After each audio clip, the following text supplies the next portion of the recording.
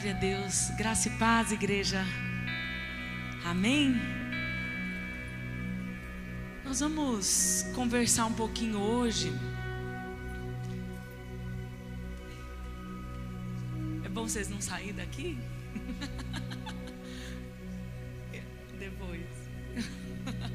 Acho que só dá tempo de tomar uma água, né? Glória a Deus. Nós vamos falar um pouquinho hoje sobre a ceia do Senhor. Por isso que a ceia vai ser após a palavra. Então nós vamos fazer um pouquinho diferente hoje. Bagunçar um pouquinho a vida dos diáconos, que é muito monótona, né? Assim, fica tudo muito igual. E a gente tem que, de vez em quando, fazer eles uma bagunçada aí no rito deles. Então nós vamos pregar primeiro e depois vamos ceiar. Se você fez só ceiar e ir embora também, eu frustrei seus planos. Então agora você vai ouvir a palavra e depois vai participar do corpo e do sangue do Senhor conosco. Amém? Eu vou pedir para você abrir um texto daqui a pouquinho. Será em João 6 que nós vamos usar de base. Mas antes disso eu quero introduzir um pouquinho essa palavra, falando da ceia do Senhor e trazendo um discernimento desses elementos segundo aquilo que a Bíblia nos ensina. Pai, eu quero confirmar, Senhor, concordar com a oração do pastor Plínio junto com a igreja e ainda te pedir algo mais, Senhor, pedir que o Senhor abra os nossos olhos espirituais, que o Senhor abra os nossos ouvidos espirituais, porque isso só pode ser feito pelo Senhor, Deus. Isso só pode ser ministrado, Pai, pelo Senhor, uma unção que quebra o jugo nos nossos ouvidos, que quebra o jugo nos nossos olhos, que nos faz enxergar e ouvir as coisas do reino espiritual. Que céus e terras se unam nessa noite sobre as nossas vidas. Que a conexão, Senhor, seja poderosa em Ti, ligando céus e terras, unindo o propósito através da revelação do Senhor nos nossos corações, na nossa mente, no nosso entendimento, em toda a nossa vida, em nome de Jesus. Então eu quero falar um pouquinho da ceia, que é o que a gente sabe, essa renovação da nossa aliança feita com o Senhor, uma aliança feita no seu sangue, e aí nós renovamos através do ato profético chamado ceia do Senhor, usando os símbolos que o Senhor escolheu, que o Senhor elegeu, e a qual Ele deu um significado, né, por conta daquilo que foi feito para selar essa aliança, que é a obra consumada no Calvário, e depois com a ressurreição de Jesus. E essa obra feita por Jesus e consumada por Ele nos coloca de volta no jardim, nós sabemos isso, porque perdemos esse lugar de comunhão, de intimidade, de amizade com Deus.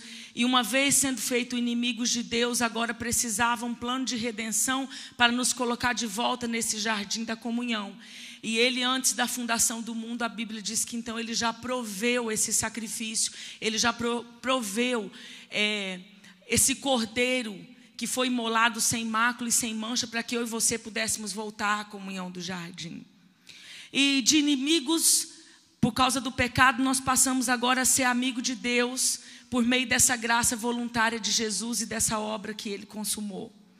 E essa aliança de amor, então, nos tirou do reino das trevas e nos transportou para o reino do Filho do seu amor, nos transportou para a luz dele, nos tirou das trevas e nos levou direto para a luz e nos deu vida agora.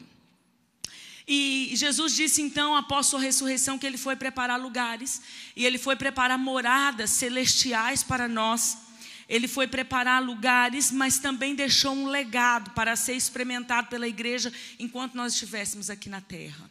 Ele disse, eu vou para o meu Pai, eu vou preparar lugares. Mas aqui Ele deixou um legado, Ele deixou autoridade para nós o servirmos, Ele deixou autoridade para nós operarmos então nesse reino, até que nós possamos vê-lo face a face quando chegar o tempo determinado para cada um por meio da morte ou do arrebatamento da igreja. E para isso então Ele nos deixou todo o poder conquistado na cruz. Ele deixou todo o legado conquistado na cruz, e na cruz ficou toda a provisão que nós precisamos para a nossa vida espiritual, física, emocional, para nos movermos no reino, para fazermos a obra que Ele nos confiou e ainda obras maiores, porque esse era o desejo dEle. E essa ressurreição, ela tem um poder que emana dessa cruz, dessa obra que foi consumada, um poder que Jesus conquistou para nós, que não só é direito, como é uma herança daqueles que aceitaram essa aliança, porque quem aceita essa aliança, então passa a ter o direito de ser chamado filho por adoção. Então nós somos enxertados e esse filho agora tem um direito de herança por meio daquilo que Jesus conquistou. A obediência de Jesus nos ensinou essa perseverança. Nos ensinou a perseverar e a caminhar nessas verdades. E Ele deixou essas verdades e disse assim, celebra isso. Celebra o poder da ressurreição até que eu venha. É o que Ele nos mandou fazer. Entra nesse lugar, entra nesse poder daquilo que foi conquistado no Gólgota. Entra nisso, se move nisso, como autoridade, como igreja, como quem foi feito filho. Entenda isso, entra nisso e se move nisso até que eu venha. A Bíblia diz em Atos, no capítulo 2, você conhece. Se quiser abrir, você for rápido, pode abrir, mas eu vou mesmo pregar em João 6. Mas em Atos capítulo 2, o verso 42 e 43, que você conhece, diz assim: perseveraram na doutrina dos apóstolos, e na comunhão e no partir do pão, e nas orações. E em toda a alma havia temor, e muitas maravilhas e sinais se faziam pelos apóstolos. Então aqui tem uma receita que a igreja de Atos entrou. E perseveravam na doutrina dos apóstolos, na comunhão e no partir do pão e nas orações. E aí o que isso gerava? Havia temor por todas as vidas. Havia temor na igreja. Havia temor no meio das almas. E muitas maravilhas e sinais se faziam pelos apóstolos. Então vamos entender o texto. Eles perseveravam na comunhão, no partir do pão, nas orações, na doutrina, e aí depois disso um temor se instalava no meio da igreja. E quando esse temor da presença de Deus, da revelação de Deus, daquilo que Jesus fez, quando esse temor se espalhava, então o que se seguia após isso? Maravilhas e sinais eram operados por meio daqueles que Ele tinha confiado essa obra. E nós como igreja necessitamos entender um pouco mais essa verdade revelada na comunhão. Porque a ceia, ela é uma renovação dessa aliança que foi feita lá na cruz. E que chegou para mim e para você quando nós o recebemos e aceitamos essa aliança. Cada um no seu tempo, do seu momento, do seu jeito. Mas tem um dia que marcou a nossa vida, que aquele dia é um divisor de águas entre ter sido feito, ter vida de novo e regenerado o nosso espírito por meio de uma aliança. Daquilo que Ele já fez por todos uma vez só, mas uma vez já consumado, precisa agora que eu e você o recebamos. Então todos nós temos um momento que marca a nossa vida. A partir daqui eu tive uma aliança com o Senhor. A partir daqui eu iniciei esse lugar de aliança. E agora, a ceia, então, é a renovação dessa aliança. Então eu quero entender com vocês algo que vocês provavelmente já sabem, mas para a gente contextualizar. A renovação da aliança e o que seria uma aliança. Porque renovar essa aliança, eu preciso entender o conteúdo dessa aliança. Uma aliança, ela pode ser definida como um acordo entre duas partes. Esse acordo pode ser entre famílias, entre grupos, entre pessoas, entre dois indivíduos. Então, ela pode ser definida como um acordo. Ela pode ser definida como algo que foi feito um pacto entre duas pessoas. Fisicamente falando, uma aliança pode ser firmada por um papel, por um documento. Uma aliança pode ser firmada por um empenho de uma palavra. Uma aliança pode ser firmada de várias maneiras, se falando do ponto de vista de uma aliança física, no mundo físico. Agora, as alianças espirituais, geralmente elas são firmadas por meio de atos proféticos que mandam uma mensagem para o mundo espiritual. Sempre acompanha um símbolo, algo que tem carregado de um poder, que manda uma mensagem que estabelece as coisas no reino espiritual e que elas se fazem presentes no mundo físico. Então, alianças espirituais, quando elas são feitas em Deus, por meio de Jesus, elas ligam céu e terra. Elas ligam a vontade do propósito eterno, ela liga a vontade, o desejo de antes da fundação do mundo, ela liga com aquilo que está na terra e passa a existir e vem aqui para a terra aquilo que está estabelecido no mundo espiritual, primeiro lá e depois aqui. Então, as alianças espirituais, na maioria elas são feitas por um ato profético. Esse ato profético sempre vai ter uma ação feita no mundo físico que manda uma mensagem para o mundo espiritual. E isso tem um retorno do mundo espiritual para o mundo físico. Então a ceia é um ato profético que renova a nossa aliança. Por exemplo, alguns estudiosos relacionam o termo aliança com a palavra birtu. Essa palavra birtu é um termo acadiano que quer dizer grilhão, vínculo e até algemas. Então, uma aliança espiritual, ela vai te vincular com aquilo que você se aliançou. Nós sabemos quando nós fazemos aliança no mundo espiritual, que não são em Jesus, mesmo quando nós não conhecemos esses princípios de Deus, nós estamos sujeitos a ter consequências no mundo físico por causa dessas alianças. Até que um dia Jesus entra na nossa vida e começa a redimir. Mas não é diferente com a nossa aliança feita em Jesus na obra que Ele consumou na cruz. É uma aliança que nos liga, que estabelece um vínculo, que poderia ser chamado de um grilhão ou de uma algema, como é essa palavra birtu. Mas eu prefiro o termo vínculo porque ela nos vincula a Jesus. E esse vínculo na aliança da obra feita na cruz é para a eternidade. É para a eternidade. Então foi dessa maneira que a aliança com Jesus foi feita no sangue e no corpo dele. E é dessa maneira que essa aliança me vincula a ele, te vincula a ele de uma maneira eterna. Mas que isso tem um legado aqui na terra enquanto nós não experimentamos a eternidade. Enquanto nós não fechamos nossos olhos e enquanto o arrebatamento não acontece. Isso tem um valor tremendo. Isso nos traz respostas para cá hoje. Porque todo benefício que Ele alcançou no Calvário, Ele vem para nós por meio dessa aliança. E a ceia do Senhor, ela não é simplesmente um rito. E por conta de entendimentos diferentes, entendimentos que foram romanizados, antes mesmo de serem romanizados, os homens mudaram o entendimento. Ora achavam que, de uma forma mística, o símbolo do pão se transformava na carne, o suco se transformava no sangue. Ora outra turma disse, não, aqui ninguém vê sangue, ninguém come a carne, pão é pão. Então, entre uma ponta e a outra das extremidades, se encontrou o estado original, que lá em Atos dos Apóstolos eles viviam e por isso experimentavam grandes sinais. E qual é esse equilíbrio do que realmente acontece? Que hoje a maioria dos teólogos contemporâneos aceitam, que segue a linha de Calvino e que é a coerência da revelação verdadeira, por meio da Bíblia.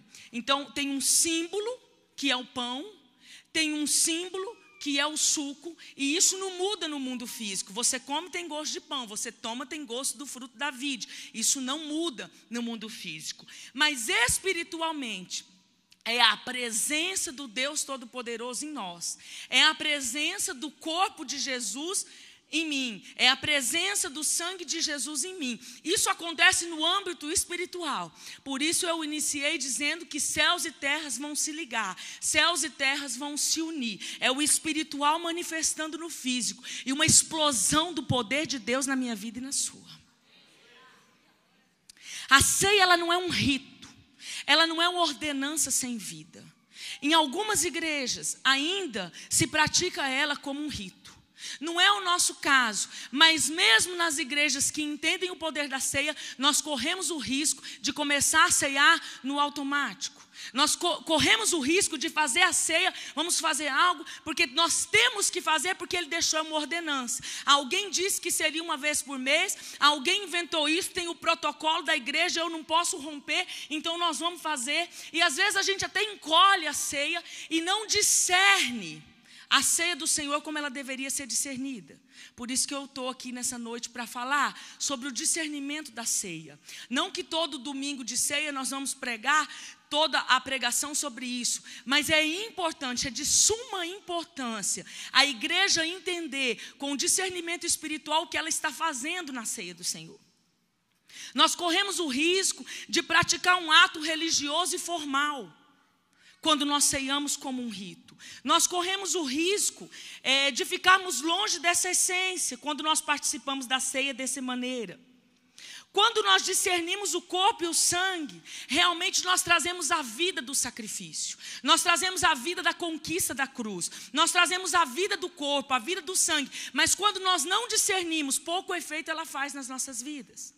Porque quando eu entendo aquilo que realmente está vindo, e eu creio nisso pela fé, o que está vindo, naquele momento onde eu estou novamente relembrando a minha comunhão com Ele, quando eu entendo, queridos, isso é poderoso. Isso me tira de um lugar, de um ritual, isso me tira de uma ordenância, porque Ele mandou que até venha. Não, isso ganha vida em você, isso ganha vida em mim, isso ganha poder na igreja. E a igreja primitiva entendia isso, por isso gerava temor.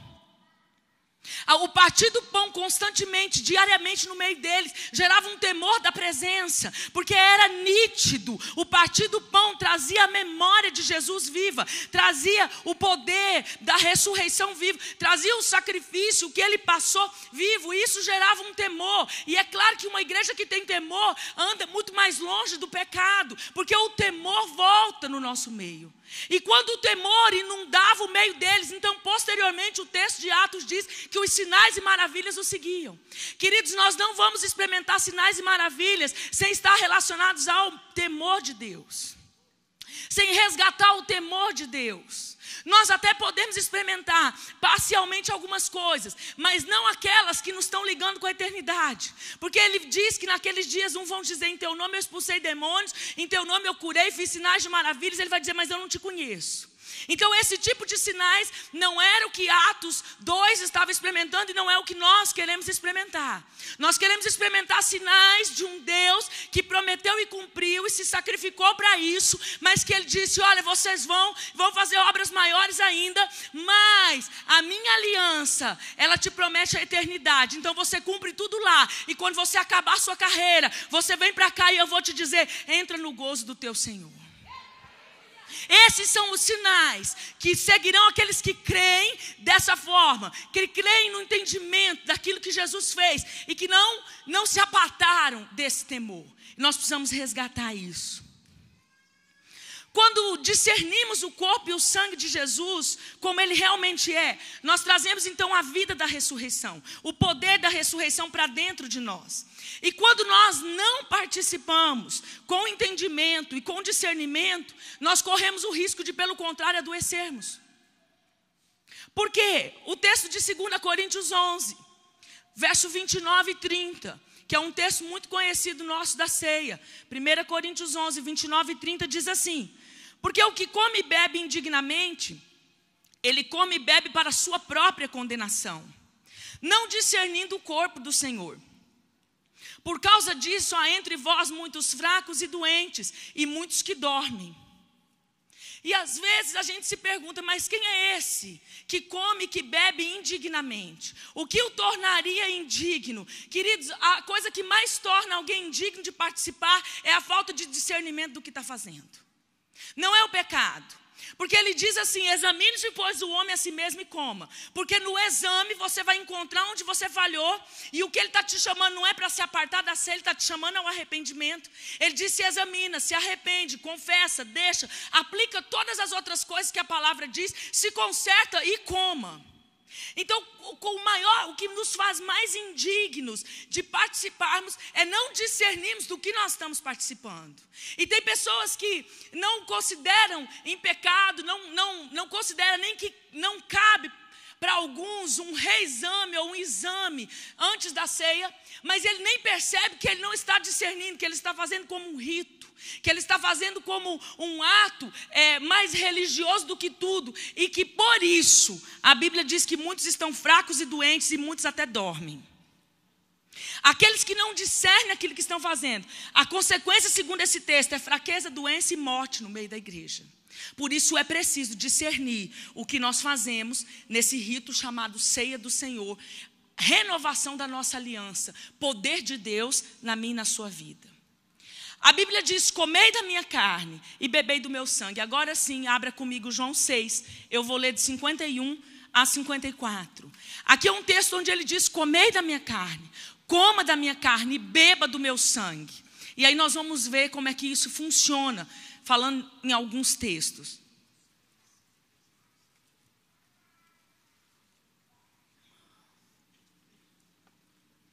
João 6, 51 a 54. Eu sou o pão vivo que desceu do céu. Se alguém comer deste pão, viverá para sempre. E o pão que eu der é a minha carne, que eu darei pela vida do mundo. Disputavam, pois, os judeus entre si, dizendo, como nos pode dar este a sua carne a comer? Jesus, pois, lhe disse, na verdade vos digo, que se não comerdes a carne do Filho do Homem, e não beberdes o seu sangue, não tereis vida em vós mesmos. Quem come a minha carne e bebe o meu sangue, tem a vida eterna, e eu o ressuscitarei no último dia. O texto de João 6, ele trata com o assunto de comer da carne e beber do sangue, como sendo um assunto de peso. Às vezes nós tiramos esse peso que a Bíblia dá ao assunto do meio da comunhão da ceia. É um assunto de vida ou morte. Notem que o texto trata como um assunto de vital importância. Jesus fala que se nós não comermos a carne e bebermos do seu sangue, nós não temos vida em nós. Porque a vida está no legado daquilo que ele conquistou. E ele deixou um jeito de renovar esse legado e essa vida. É a ceia do Senhor. Ele disse, se você não comer, se você não beber, você não tem vida em você mesmo. Porque a sua vida, o que ele está dizendo? A sua vida vem de mim. A sua vida vem do que a minha vida conquistou no Calvário e após ele pela ressurreição. É aí que eu pude dar vida para você. E eu deixei um jeito dessa vida ser renovada enquanto você está na terra. É até que ele venha, é até que ele venha, é até que ele venha. E que jeito é esse? Participar e comer da sua carne e beber do seu sangue. Quando nós comemos da sua carne e bebemos do seu sangue, tudo que ele conquistou no Calvário se transforma em poder em nós, quando nós comemos com entendimento. Quando nós discernimos o legado e a herança que está no poder da sua ressurreição, e nós comemos da carne e bebemos do sangue com esse entendimento, isso se torna poder em nós. Quando nós participamos da ceia no mundo físico, como eu disse, o pão vai continuar sendo pão. O suco vai continuar sendo suco. Mas no mundo espiritual é o sangue e o corpo de Jesus que corre na minha veia e na sua. É o corpo e o sangue de Jesus que automaticamente explode no meu espírito, que ministra a minha alma e ministra o meu corpo físico. Esse discernimento e entendimento precisa estar claro no meio da igreja. Esse entendimento precisa estar vivo dentro de mim e de você. Porque quando eu consagro os elementos, no mundo físico eles não mudam. Mas no mundo espiritual é a herança da carne dele que foi moída por mim e por você. É a herança do sangue dele derramado por mim e por você, injetada nas nossas veias, injetada como uma explosão no espírito humano que alcança a alma e alcança o corpo físico. Não é um rito, sem vida, morto. Não é mais um ritual. Não é fazer porque tem que fazer. Não é vida, é poder, é power, é dínamos. É virtude de Deus injetada em você e em mim. A aliança de sangue feita, queridos, com Jesus. O que mais Jesus usou para falar da nossa aliança com Deus por meio dele, o paralelo que ele mais usou na terra para explicar isso foi o casamento. Todos sabem disso. E como que se dá a aliança de um homem e uma mulher no casamento? Então, um homem e uma mulher se conhecem. E a Bíblia diz, deixa a casa do seu pai. Ou seja, ali já começa a aliança, porque deixa em honra a casa do seu pai. debaixo da bênção dos pais. Se une à sua mulher, vai se unir embaixo de um compromisso, que cada povo, cada época teve a sua forma de firmar esse compromisso. Hoje, no país onde nós moramos, a maneira de firmar esse compromisso é o casamento civil. É um pacto registrado e escriturado por um documento.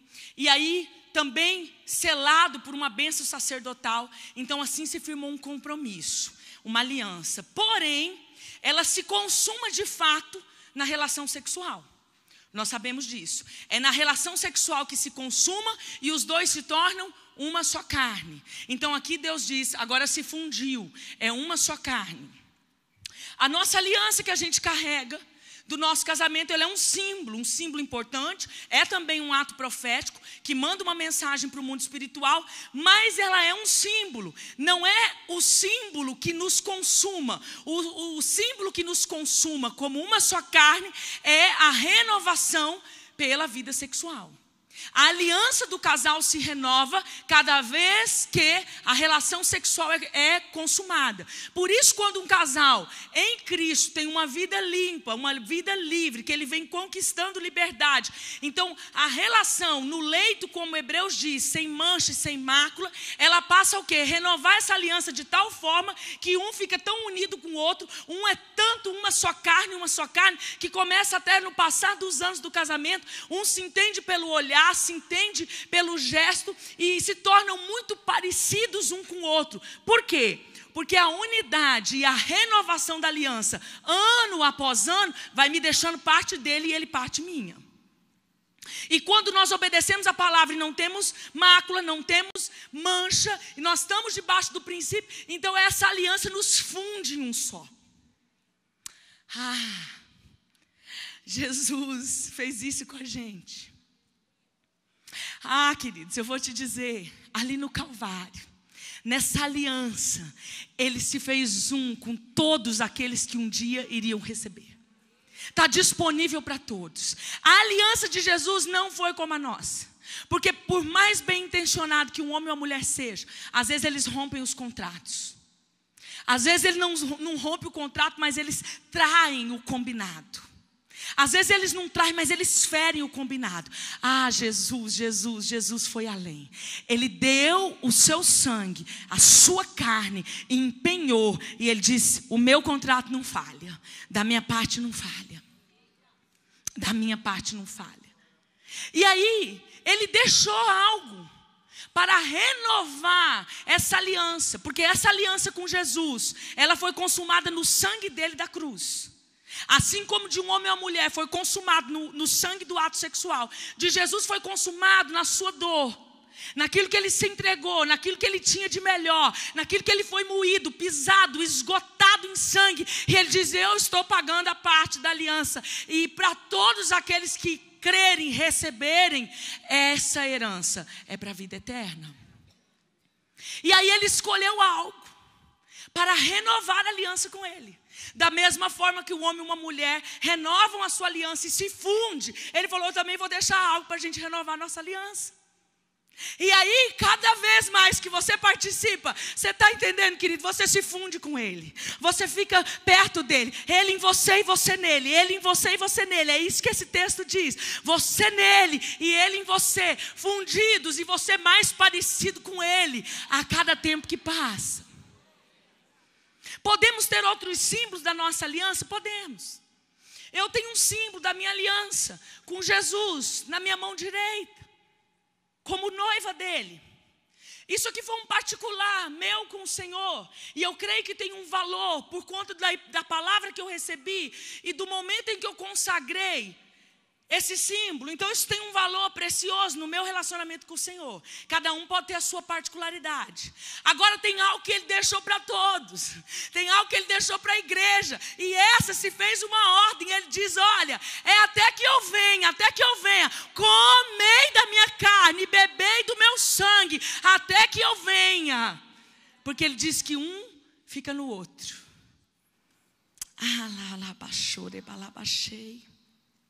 Na verdade eu vos digo, que se não comerdes da carne do Filho do Homem, e não beberdes o teu sangue, não terei vida em vós mesmos.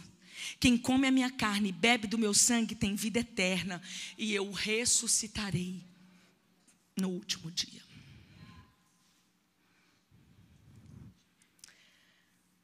Aleluia. Eu quero falar de algumas coisas no sangue e no corpo de Jesus. Discernindo o sangue de Jesus.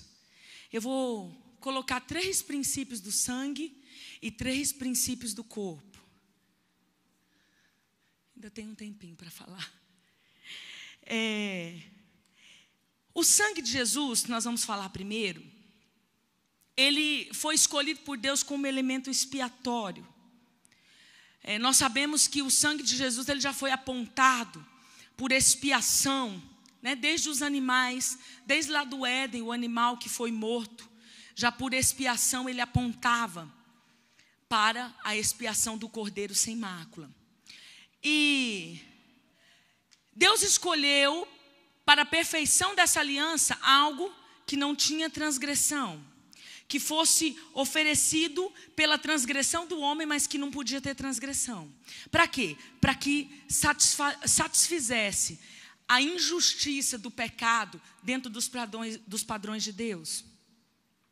Pastora, o que podia satisfazer a justiça de Deus? Para resgatar a própria criação de Deus. A própria criação de Deus errou, mas Deus é justiça, a base do teu trono é justiça. Então o que poderia satisfazer essa justiça? Querido, só o amor de Deus. O amor de Deus, de tal forma a derramar vida do sangue de Jesus, podia ser o penhor dessa aliança de resgate.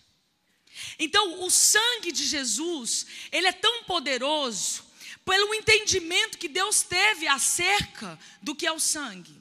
Pelo entendimento do que o sangue é de fato, do que ele representa. O sangue de Jesus, às vezes, por mais que alguns, sem entender, usam de uma maneira mística, né? Porque a gente usa falar o sangue de Jesus tem poder, às vezes, sem nem entender o que nós estamos clamando, ou nem entender de fato o que é o sangue. Agora eu vou te dizer uma coisa, quando nós entramos nessa realidade espiritual, do jeito que a Bíblia nos ensina, eu vou te dizer, a gente vai entender o quanto mais poderoso é o sangue do que a gente pensa que é. No sangue, primeira coisa que eu quero falar do sangue, no sangue está a vida de Deus. Está a vida de Deus e está a vida que Deus deu ao homem. Porque a vida de Deus é a essência eterna. E Deus deu toda a vida da terra, que é o zoe de Deus. O zoe de Deus é a vida que ele soprou, seja no ser humano, seja nas plantas, em tudo que tem vida, ele soprou o seu zoe. Só existe vida porque ele soprou. Só que em Jesus se converte céu e terra, porque está a vida de Deus, porque quando ele colocou o próprio sangue dele para fecundar o óvulo de Maria, essa essência do sangue de Deus teve que ser injetada no útero dela. Não foi igual os outros seres humanos, né, tirando Adão e Eva que foram formados, não foi igual nós, que é a semente do homem, o sangue do homem, que fecunda o óvulo de uma mulher. Não, no caso de Jesus foi o próprio Deus, que colocou o seu sangue ali. E o zoe, que estava em Maria, que foi dado por Maria, junto com o sangue de Deus, agora se faz poder e nasce o Redentor. Nasce a vida de Jesus. Agora, nesse sangue, queridos, está a vida de Deus. Levítico 17, verso 11, diz assim: porque a vida da carne está no sangue. A vida da carne está no sangue. Pelo que vou-lo tenho dado sobre o altar, para fazer expiação pelas vossas almas. Porquanto é sangue, é o sangue que fará expiação pela alma. Então, quando Deus colocava e pedia esses animais, já era profetizando o cordeiro. Mas aqui já tinha um significado. O sangue, ele carrega a vida. Ele carrega o poder da vida. Então, a vida no sangue, ela para o ser humano é representada por essa palavra zoe. Mas a vida de Jesus, ela não tem só o zoe da vida humana. Ela tem a essência eterna de Deus. Portanto, quando você participa da ceia com esse entendimento, você traz vida para dentro de você, quando você crê que o sangue de Jesus está vindo para dentro de você. Essa vida, quando Jesus desceu ao inferno, queridos, antes dele subir ressurreto, ele desceu, a Bíblia diz que ele foi às partes mais baixas do inferno. E ali, o sangue dele agora, que recebeu a vida da ressurreição, tinha um poder tal que a morte teve que se render. Que os grilhões da morte tiveram que se curvar. Que a chave do inferno, o poder da morte, de Satanás, todos foram entregues. Quando ele desceu, por esse poder da vida, da ressurreição, ele desceu às partes mais baixas do inferno, levou cativo o cativeiro, levou Abraão e todos da antiga aliança, levou ao terceiro céu, porque eles não estavam ainda. Por conta do poder dessa ressurreição no sangue de Jesus. Queridos, eu gostaria de poder transmitir um pouquinho do que eu creio, do que eu entendo que tem nesse sangue. A vida no seu sangue se tornou nossa maior herança. O poder da sua vida e a ressurreição, ele vai atuar poderosamente em nós. Se você entender isso, a apatia espiritual tem que ir embora. Se a morte, os grilhões da morte se curvaram diante dele, quem dirá uma apatia espiritual? Quem dirá um desânimo espiritual? Querido, você está entendendo? Se o poder dele, ao chegar no inferno, por meio dessa ressurreição, aquilo que ele estava carregado, aquilo que vinha no poder da ressurreição, porque no seu sangue estava a vida. O sangue é carregado da vida, e o sangue dele é a vida que derrotou toda a morte. Se o poder que fez com que os grilhões da morte se rendessem, ele teve que se submeter, Satanás teve que entregar a chave da morte, a chave da sua casa, a chave do inferno, quem dirá uma apatia espiritual, um desânimo espiritual, um enfraquecimento na fé, tem que se render diante desse sangue precioso e poderoso do nosso Redentor, porque é poder de ressurreição, é poder de ressurreição, é vida dentro de você, é vida dentro de você, é vida dentro de você, é vida.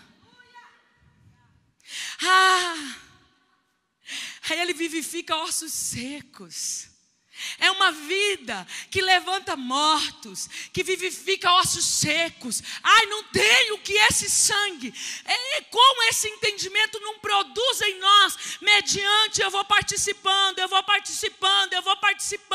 vou entendendo, é a vida dele em mim, não é só a vida humana, não é só o zoe, é a essência de Deus, é a vida de Deus na minha vida, por meio desse sangue. O que mais que o sangue tem? A Bíblia diz que o sangue tem luz. A vida de Deus é luz que corre pelas veias de Jesus. João 1, se você quiser abrir, de 1 a 5 que eu vou ler. Queridos, no mundo espiritual essa luz é algo visível. É uma substância visível. Que a gente que não gosta de crer ou de nos aprofundar na realidade espiritual, a gente procura não pensar nisso. Mas no mundo espiritual isso aqui é uma substância palpável, visível. João 1, de 1 a 5 diz assim: no princípio ele era o verbo, e o verbo estava com Deus, e o verbo era Deus.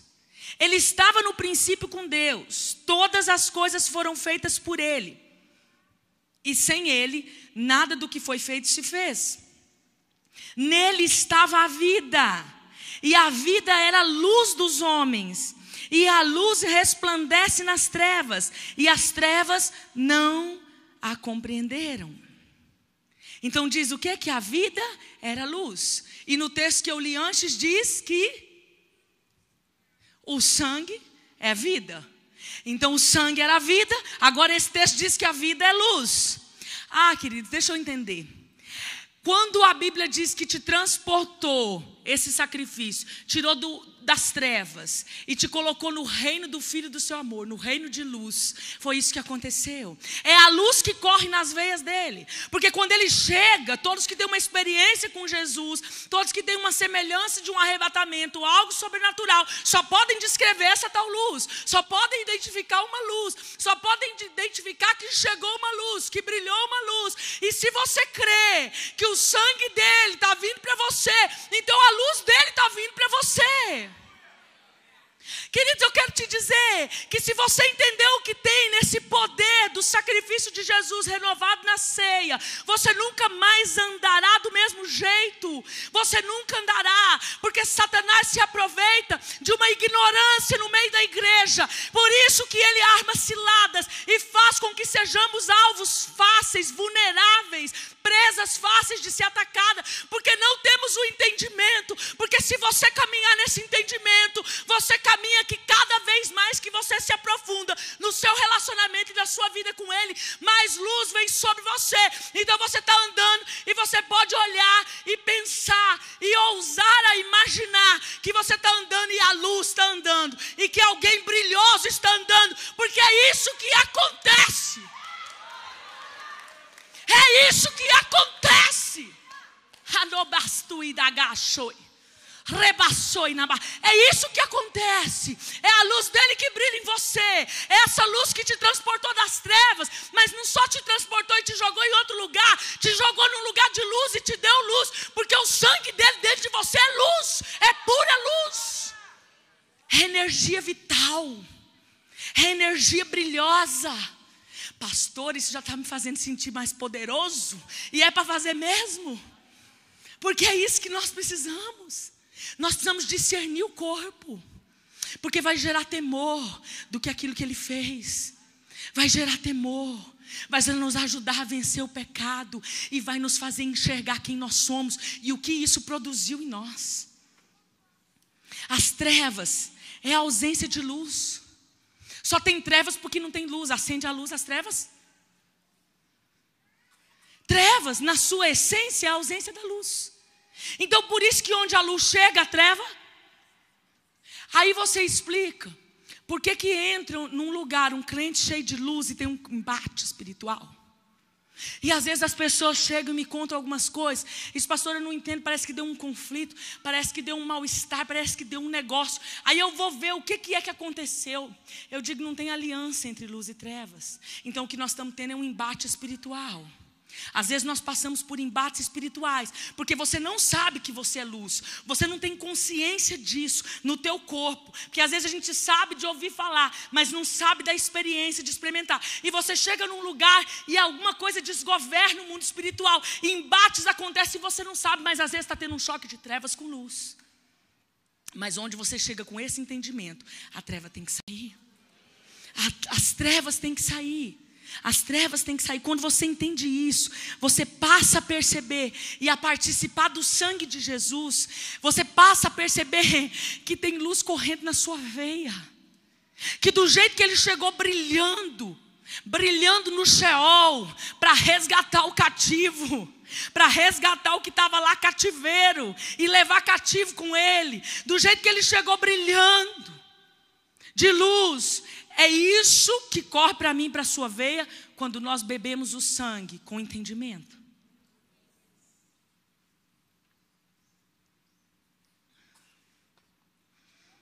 Mais uma coisa que está no sangue. No sangue está o amor de Deus. O amor de Deus está contido no sangue de Jesus. E é sem dúvida o maior amor. É o amor que ama sem reservas. É o amor que ama sem condição. É o único amor incondicional 100%. Não é como o amor de uma mãe, não é como o amor de pai, que ainda falha. Esse amor não tem condições, não tem reserva. Hebreus 12, 24 diz assim: e a Jesus, o mediador de uma nova aliança, e ao sangue da aspersão, que fala melhor do que o sangue de Abel. Por que o sangue de Jesus fala melhor do que o de Abel? Porque o de Abel clamava por vingança. Ainda que ele foi um bom homem, ainda que ele foi um exemplo sacerdotal, mas ele clamava por justiça. Ele estava reclamando uma morte fora do tempo, por alguém que foi usado pelo maligno. Mas Jesus, esse texto de Hebreus diz que o sangue dele fala muito melhor do que isso, porque o sangue dele é de um amor voluntário, de um amor voluntário, que tudo sofre, que não é condicional. Queridos, deixa eu te dizer, se você entender o que você faz na ceia, você vai entender que quando o sangue de Jesus vem para você, primeira coisa, o amor dele vem. O amor dele te convence, o amor dele te transforma, o amor dele rompe estruturas na sua vida, o amor dele arranca sentimentos que você não conseguiria sem. Mas um segundo benefício desse amor que vem pelo sangue, ele te capacita a amar. E aqui eu faço uma ressalva, porque amar é tão difícil, queridos.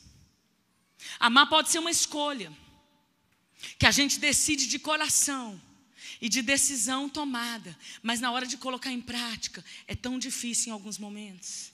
E tem situações que é só pelo sangue de Jesus mesmo. Literalmente é pelo sangue. Porque quando o sangue dele está em você, essa capacidade de amar te enche, porque você vai ficar um com ele. Cada vez que você se liga a ele, você é um com ele, ele é um com você. É um só, é uma fusão. Então você recebe dele, você fica mais parecido com ele. Então cada vez que você ceia com esse entendimento, o amor de Jesus vem sobre você e te capacita a amar. Quando você se sente incapaz de perdoar alguém, sei com entendimento. Use isso com entendimento. Às vezes eu vejo algumas pessoas dizer, pastora, eu não quero perdoar. Aí ok, não querer é uma decisão. É uma decisão. Não querer não tem muito o que se fazer com alguém que não quer. Você pode só orar por ela. Agora tem pessoas que dizem assim, eu não consigo perdoar. Mas você quer? Quero. Mas eu não consigo.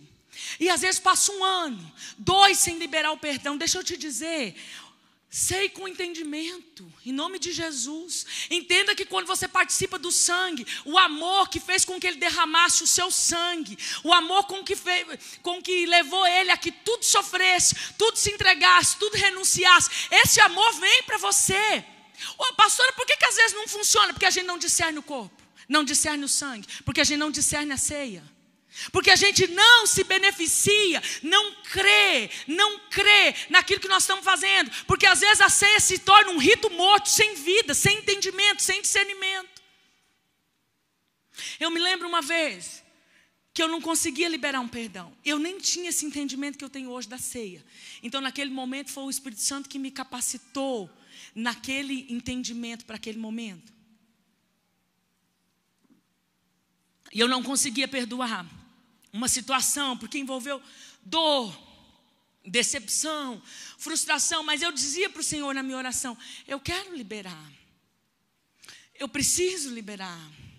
Mas Senhor, eu não consigo. E um dia eu fui num culto. E eu fui num culto e cheguei na igreja, uma igreja que eu não conhecia. Eu fui só ali, naquele momento, procurar um refrigério. E estava um culto de ceia.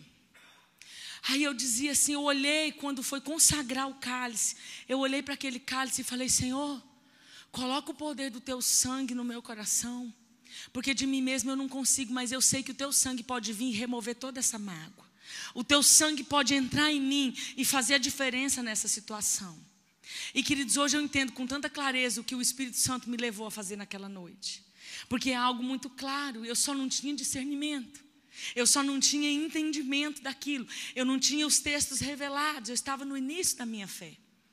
E para aquela situação, aquilo foi poderoso. Aquela situação, a partir daquele dia, eu consegui resolver, com certeza, sem ser pelo meu poder, sem ser pela força do meu braço, sem ser pelo meu domínio próprio, nem a minha vontade. Foi realmente uma resposta da oração. Mas eu entendo hoje que Deus usou o princípio do sangue, que me levou providencialmente num culto de ceia, para que o princípio do sangue entrasse em mim. Quando eu ceiei, aquela noite especialmente, eu participei do sangue de Jesus, e aquilo entrou como um fogo dentro de mim. Eu tenho certeza que naquela situação, aquele dia, o meu coração foi limpo. Mas hoje eu entendo que é para tudo que eu não esteja conseguindo amar, perdoar, o sangue dele abre esse caminho. O sangue dele abre esse caminho em você e em mim. O corpo de Jesus, quero falar um pouquinho do corpo. Discernir o corpo é compreender, da mesma forma que o sangue, tudo que eu tenho no corpo. Né? Tudo que aquilo que o corpo providenciou. E a primeira coisa que eu quero falar sobre o corpo é o poder da unidade. Queridos, o pão é o símbolo escolhido para que o Senhor representasse sua carne, e para que Ele falasse disso na Bíblia. O pão é o símbolo que Ele escolheu, e a partir do pão, Ele promove a comunhão no corpo. Olha que interessante. O poder da unidade no corpo. O corpo, na hora da ceia, o pão é dividido. Ele é dividido em vários pedacinhos. E espiritualmente o que acontece é o contrário. No mundo espiritual, nós sempre vamos, quando a gente quer derrotar uma entidade, nós vamos no espírito contrário a ela. Toda entidade que a gente quer derrotar, nós vamos no espírito contrário, na prática contrária. E esse ato profético dilacera o pão, espedaça o pão, corta o pão, e é vários pedacinhos, mas no mundo espiritual, a Bíblia diz que nós nos tornamos um só. Então os pedacinhos se ligam, os pedacinhos se ligam, os pedacinhos se ligam. E aquilo que foi feito no mundo físico sobe no mundo espiritual e a gente se une, porque o poder do corpo dilacerado, espedaçado, esmagado, arrancado pedaço das suas costas, do seu lado, o corpo dele que foi espedaçado, moído, torturado, ele hoje vem para mim, para você, com esse poder de nos unir.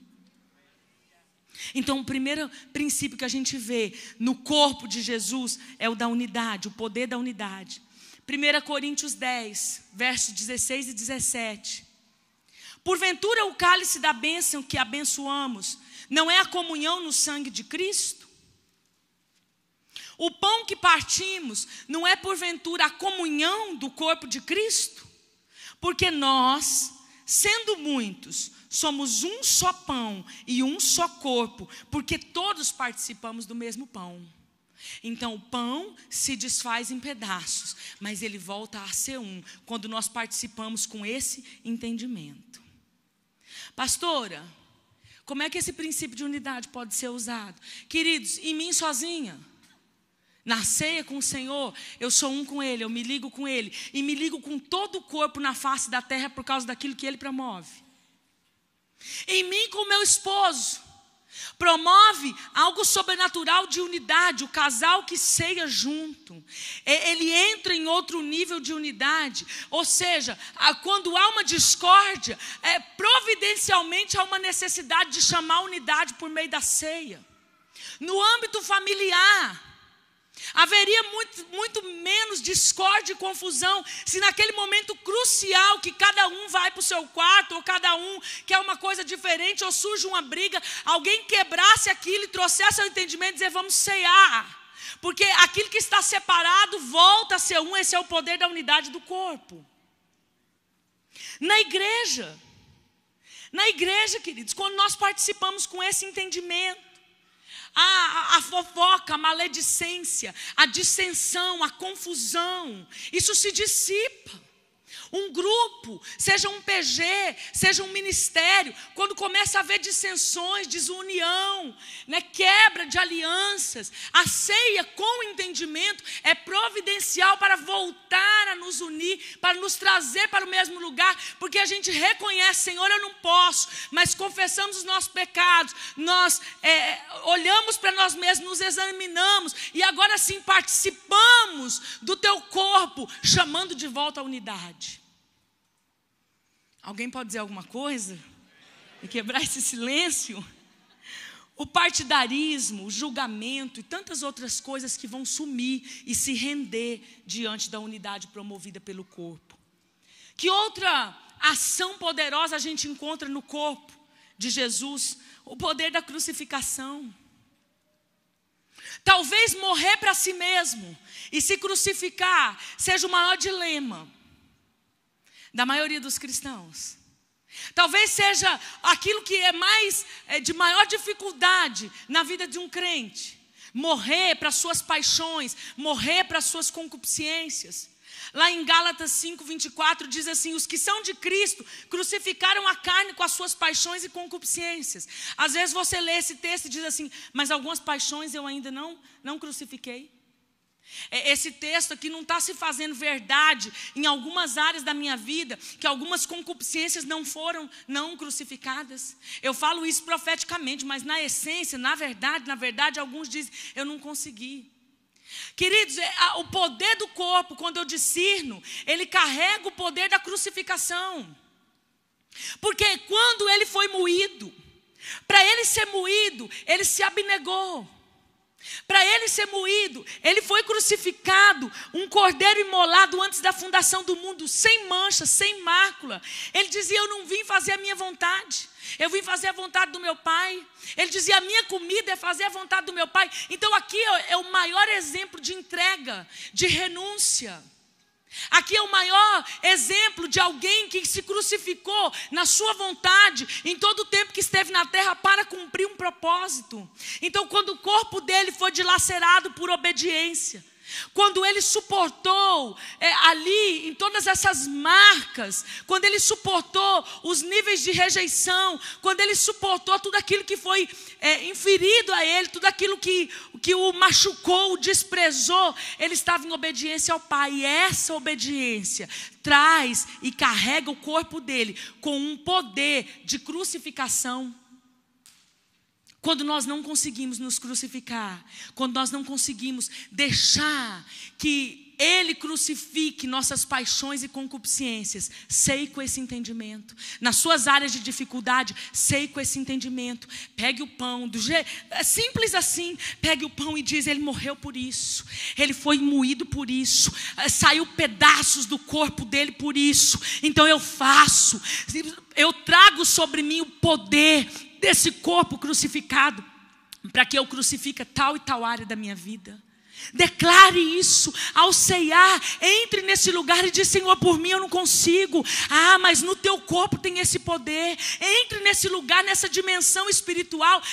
Abra esse lugar na tua vida por meio da fé e diz: Senhor, no teu corpo o Senhor foi obediente, o Senhor teve a maior expressão de renúncia, o Senhor deixou as suas paixões, as suas concupiscências para obedecer à vontade de Deus. Então, por meio do que o Senhor fez, eu também faço.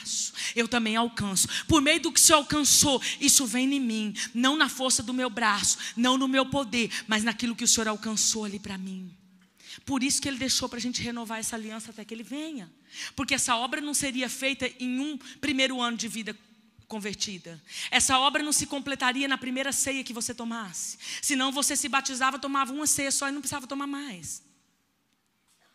Mas Ele diz: até que eu venha. Porque é de glória em glória que Ele vai me fazer. É de glória em glória, é de processo em processo, é de glória em glória. Então é assim que eu vou crescer e alcançar isso. O que mais que eu vejo no poder do pão? O poder da cura. Queridos, deixa eu te dizer, os cultos de ceia em nome de Jesus voltarão a ser carregados dos milagres de Atos. Eu sonho com isso. Eu sonho com isso, porque eu sei que a ceia com eles não era uma vez por mês. O partir do pão é a comunhão no pão, no partir do pão era diário. E diz que o temor encheu a igreja. E em seguida diz que os sinais e maravilhas começaram a se manifestar no meio da igreja. Por quê? Porque eles entendiam. E eles, quanto mais entendiam, mais participavam. Quanto mais entendiam, mais participavam. Isaías 53 diz: verdadeiramente Ele tomou sobre si as nossas enfermidades. Isso não diz que foi parcialmente, não diz que foi de vez em quando, não diz que foi dependendo de. Querido, deixa eu te dizer, aqui está escrito verdadeiramente. Você crê nisso? Diz: verdadeiramente Ele tomou sobre si as nossas enfermidades, Ele levou as nossas dores. Nós o reputávamos por aflito, ferido de Deus e oprimido, mas Ele foi ferido por causa das nossas transgressões e moído por causa das nossas iniquidades. O castigo que nos traz a paz estava sobre Ele, pelas suas pisaduras nós fomos sarados.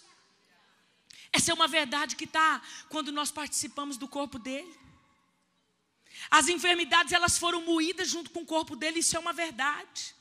Pastora, mas eu ceiei uma vez com esse entendimento e a enfermidade não saiu. Sei de novo, participe de novo, injete o corpo dele e a saúde perfeita dele em você todas as vezes que precisar, que for necessário, porque é você nele e é de glória em glória, de glória em glória, e isso vai se fazer verdade em você. Isso vai se fazer verdade em você.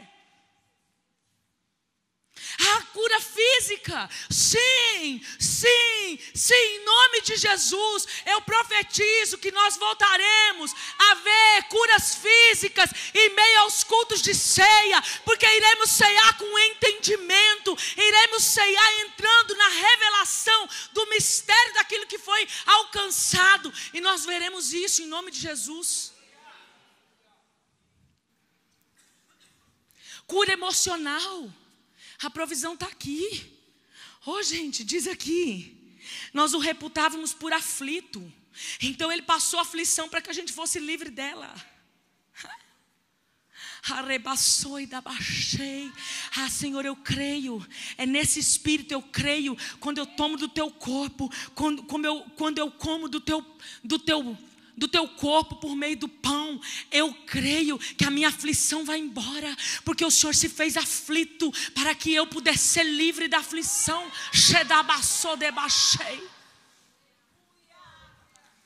Ele foi ferido, ele foi oprimido. Então, se ele foi oprimido, quer dizer que eu posso ser desoprimido, eu posso ser livre da opressão, porque ele foi lá para que isso fizesse verdade na minha vida. O castigo que nos traz a paz. Tem castigo que tira a paz. Tem situações que tiram a paz de uma família. Naquilo que ele fez, eu tenho direito e herança agora da paz voltar ao meu lar.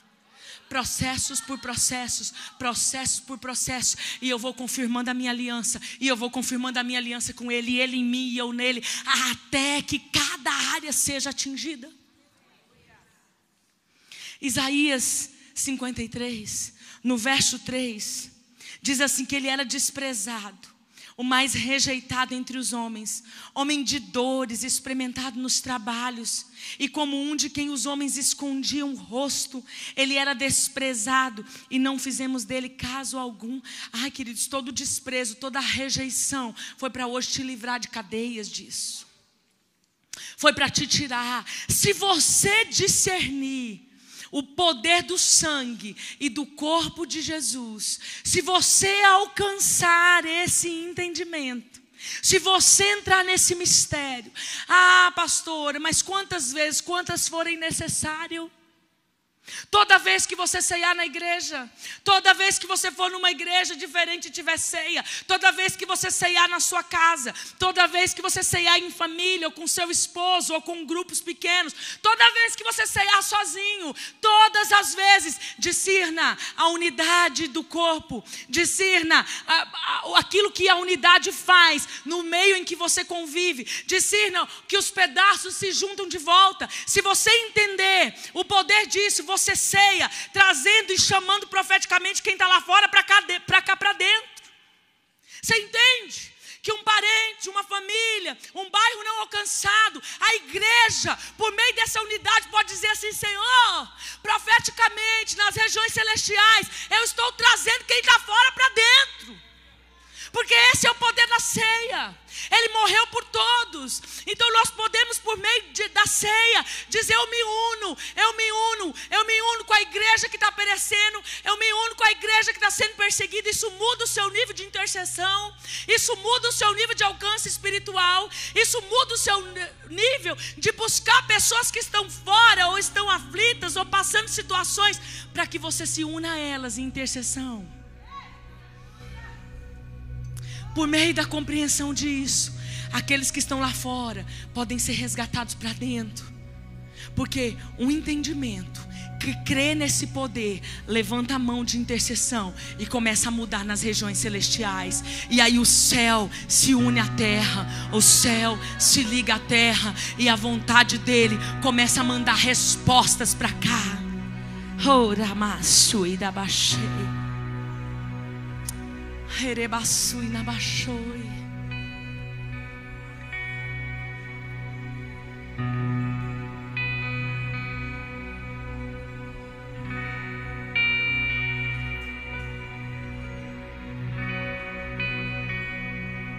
Se a igreja entender e discernir o corpo,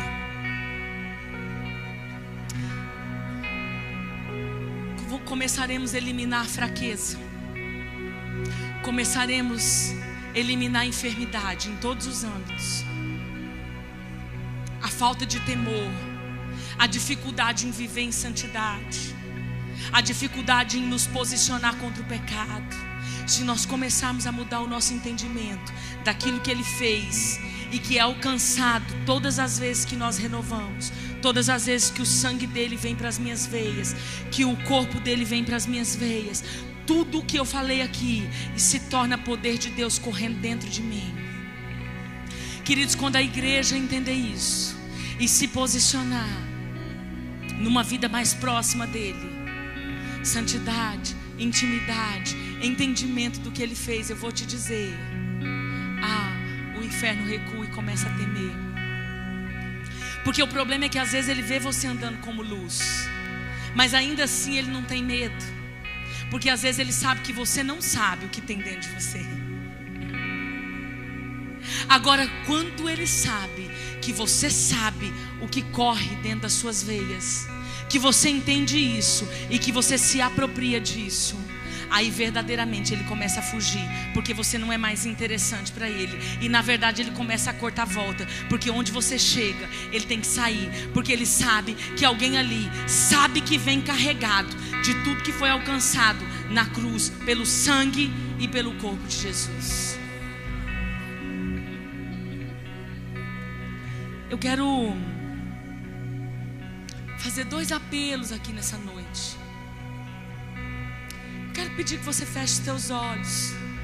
Nós vamos orar primeiro. Se una a mim nessa oração em concordância, em nome de Jesus. Pai, nós oramos, Senhor, agora. Solta-nos, Senhor. Solta-nos, Senhor. Solta as ligaduras da impiedade. Solta as ataduras. Solta dos pés, solta das mãos. Solta, Senhor. Vai soltando, Pai. Vai soltando, Senhor, nas regiões celestiais. Solta-nos, Senhor. Desprende-nos, Senhor. Tira, papai, cadeado, Senhor, com as tuas chaves conquistadas, vencidas. Ramassui da Bachei.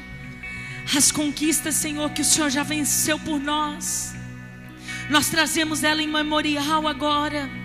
Aquilo que o Senhor venceu ao ressuscitar, aquilo que o Senhor venceu ao se entregar como uma ovelha muda. Ramassui da Bachei. Aquilo que o Senhor venceu quando, Pai, o Senhor requereu tudo e o Senhor Jesus aceitou.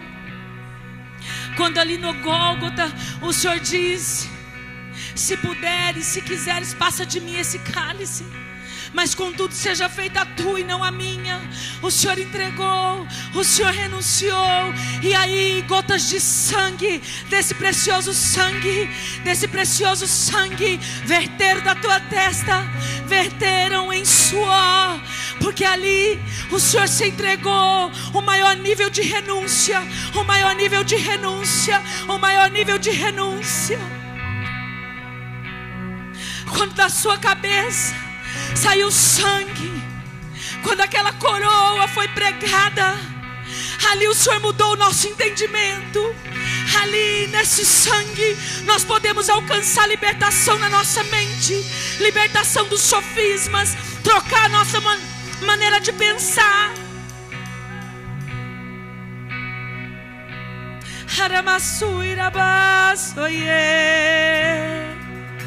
Hey, Arabasoye, Arabaxê. Hey, Arabasoye. Quando furar o teu lado com aquela lança, ai, novamente saiu o teu sangue, novamente saiu o teu sangue. Por isso nós podemos perdoar. Por isso, Senhor, o Senhor nos capacita quando nos furam. Por isso o Senhor nos capacita quando nos humilham, quando nos traem. O Senhor nos capacita, porque ali naquele sangue vertido no teu lado, nós alcançamos a capacidade de perdoar no Senhor.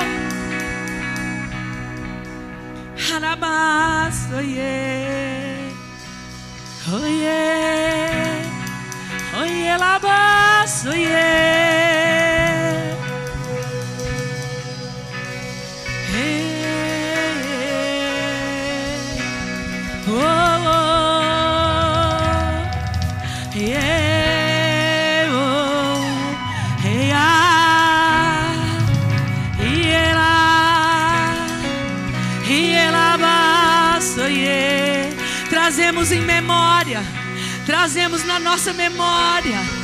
Se você quer, se coloque de pé. Trazemos na nossa memória o teu sangue vertido, o teu corpo moído, o teu corpo moído naquele chicote pontiagudo. E nós saindo dos cativeiros, o Senhor sendo moído e as enfermidades saindo. Entramos nesse mistério. Entramos nesse mistério. Poder do Senhor, poder do Senhor, poder do Senhor.